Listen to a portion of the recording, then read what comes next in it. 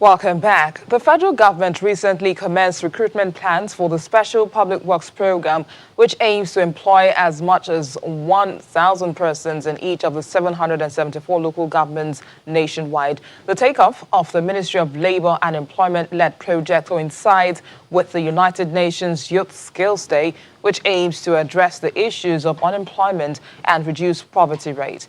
While this is not the only social investment program of government aimed at reducing unemployment rates in the country, there appears to be concerns about the impacts of the array of existing schemes as analysts tinker with expectations from the Special Public Works Program. Weighing in now on this conversation is the Executive Director of the Africa Youth Growth Foundation, Dr. Arome Salifu, who joins us from our studio in Abuja. Good morning, Dr. Salifu, and thanks for joining us on the program. Now, there are numerous social investment programs of government today. In fact, many would say that we've lost counts of those schemes. But how would you describe the impacts of these programs since 2016 when most of them took effect? Thank you so much for having me this morning. The impact of the various interventions by the government since 2016, no doubt, are there to speak for themselves. However, there have been a lot of challenges, in terms of consistency, coordination, and sustainability of these interventions. We have seen situations where there have been a lot of disconnection, between one intervention and the other as a result of lack of synergy from the point of planning down to the point of implementation. We do have that challenge of even being able to account for previous, interventions and how they have been able to impact, on the target population. I think we had UWIN, we had Shopee, quite a lot. And of course, even currently, we have ESO, the End Power and the rest. There have been that consistent disconnection, between one project initiative and the other. And I think it's a challenge that government needs to address because you throw, ideas out, you throw a project out, and at the end of the day, you cannot account for how the project has been managed just 2-3 years down the line. I don't think that is the way to go. The institutions that were made to be responsible for implementation of these initiatives should have plans to do proper accountability, even if the project was to go down or to wind up. There should be a way of proper handing over the reports, the kind of impact analysis, back to the successive, project or office to handle successive, projects. And I think that still remains, a huge challenge for the government to address. They need to connect one initiative to the other to ensure sustainability is key if we must, succeed in the battle against youth poverty, unemployment, and dependency in Nigeria. Now you've talked about the challenges of these schemes, but are you saying that these schemes have actually not yielded any form of results? No, I wouldn't say that, absolutely. I wouldn't say these, schemes have not been able to make the right impact. The only thing I would say is if they have been able to make the desired impact, there's one thing to say if they have been able to make impact. It's another thing to say if they have been able to make desired impact, We have a major challenge, in this country, and that is the challenge of being able to have systematic approach to, addressing our problems. We rather throw money at, problems and thinking that we are solving the issues or, the challenge. However, the truth is that from what we have seen over the years is not enough to just budget for a project. It's very important that you articulate, the framework for their implementation. You need to be able to target, define your specific, objectives, the specific outcomes, and then the targeted impact that you design the project, for. At the end of the day, you should be able to measure if you have been able to succeed or not. Have a robust, result framework that can determine if you have succeeded on that, a project or not. What we have seen over the years has been government, officials sitting in their offices designing, a project, and then at the end of the day, without consultation with the end users, of this project, and at the end of the day, the project end up not achieving the desired result or not optimally achieving the kind of end result anticipated from the beginning. So I think the major challenge has to do with the vacuum that often exists between the end users of these initiatives and the designers. I think there should be a robust and systematic approach to consulting the end users of each of these initiatives. Every single of the initiatives are designed specifically to address, target, population. Most often, they are designed to address youth population and the unemployment challenge among the youth population. But again, even among the youth population, we have different population, characters. You have those who are skilled, you have those who are semi-skilled, you have those who are unskilled.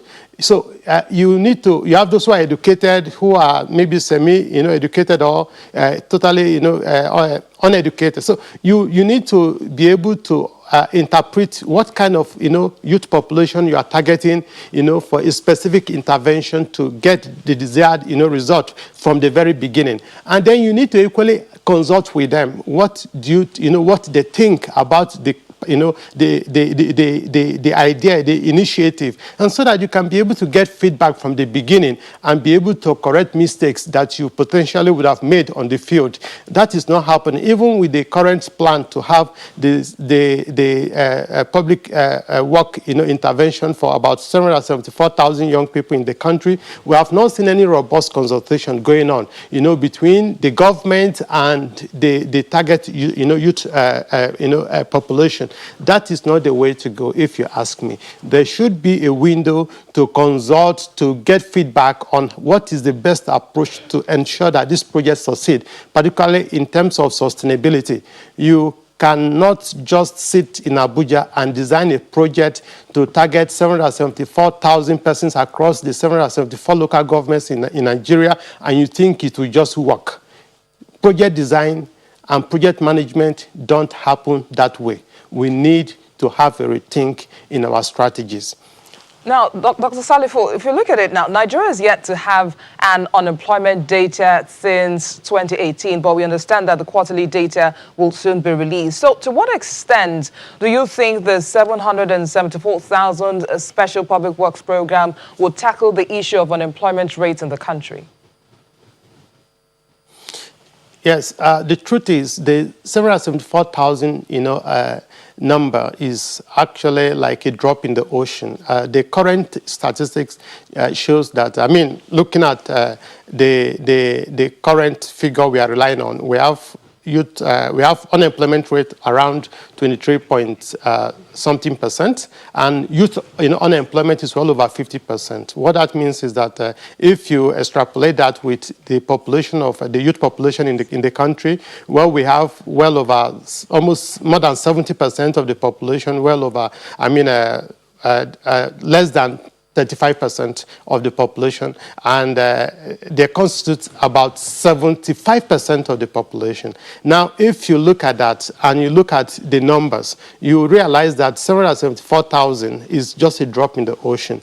if you look at more than 50% youth unemployment rate, and you look at the current numbers, the government is planning to deploy in terms of supporting youth population, particularly regarding reducing unemployment rate, you will realize that it's just a drop in the ocean. However, I know for sure that government is doing quite a lot in other, interventions. You have the Empower, you have so many other interventions going on.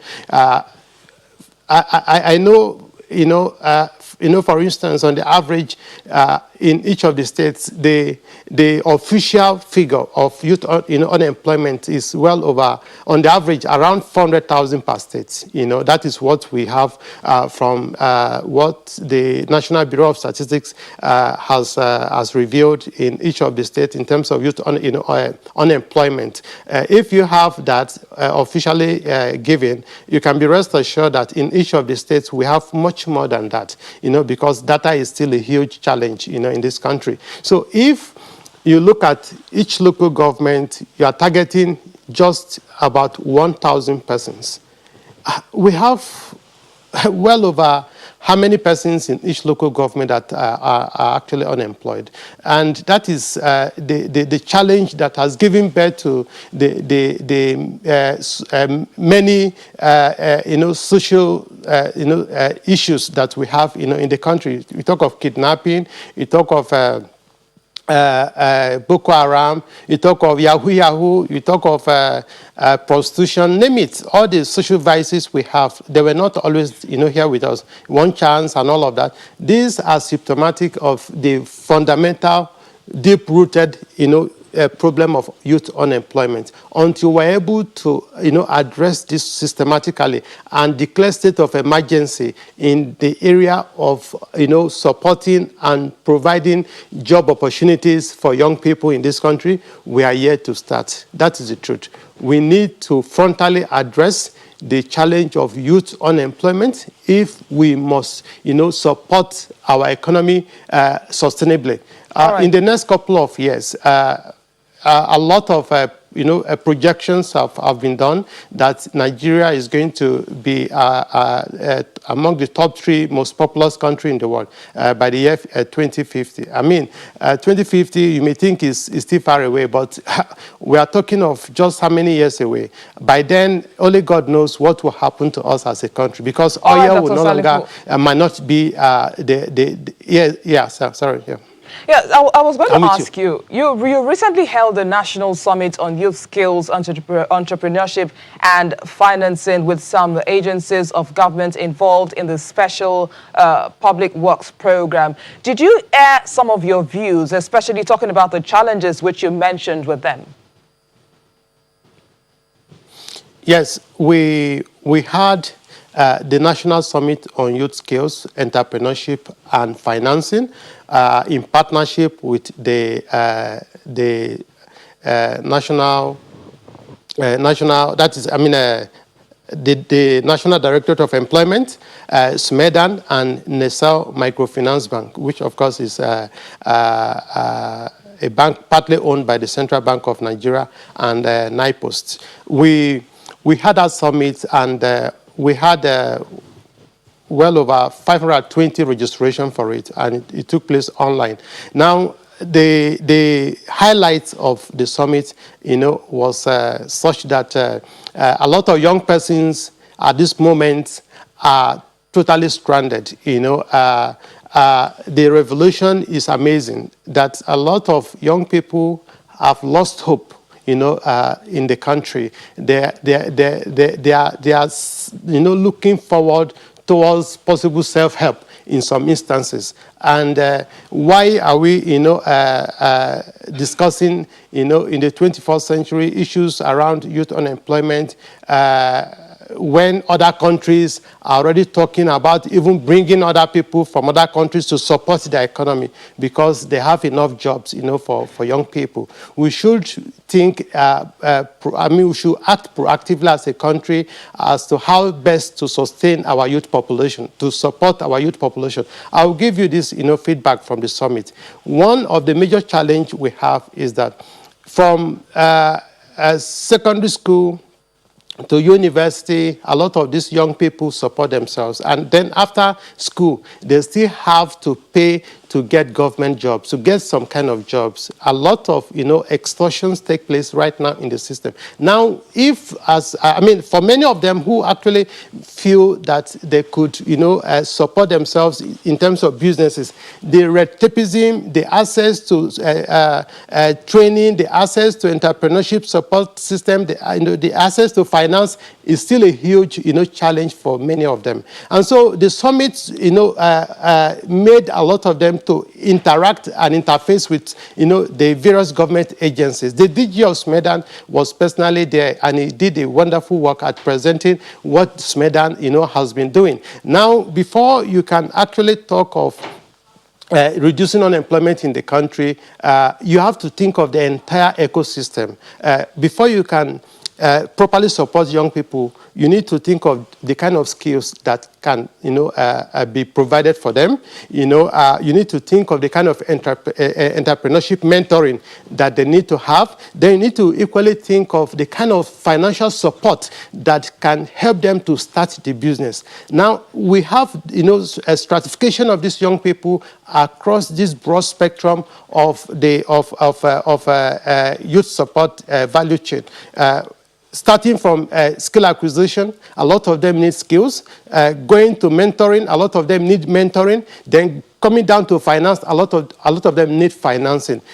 If you look at all of this, and you look at what government has budgeted, for these agencies, for NDE, for instance, for SMEDAN, for instance, even ITF, Industrial Training Fund, you look at their budgetary provision, you notice that they literally have no sufficient budgetary provision to support their mandate, particularly with the huge unemployment population in the country. So our politicians, our leadership need to prioritize funding these agencies to be able to effectively deliver on their mandate and to massively reduce, the current level of unemployment in the country. Of course, the fiscal the monetary authority, like the central bank, is already, doing a lot. They have set up the Nissan Microfinance Bank, and of course, we have a lot of schemes, under the Nissan Microfinance Bank. One of them has a portfolio of well over 500 billion every year, to be accessed by young people in different areas: agriculture, creative industry, so many other sectors that young people could venture into. But another challenge that we have is that apart from the fact that government is doing this much, a lot of young people don't have access to this information. So there's need for awareness on these opportunities for young people to know and how to key into these opportunities. And that was one of the achievements of the summit. A lot of young people were made to understand that these opportunities exist and this is how to go about it. So currently, we are interfacing with between young people and some of these agencies on how best, to assess these opportunities.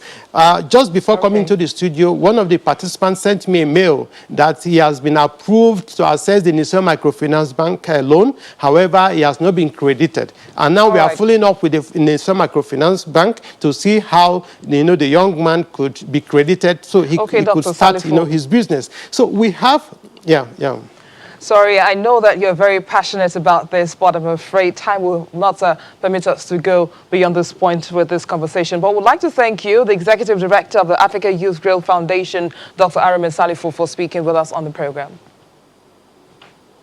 Thank you so much.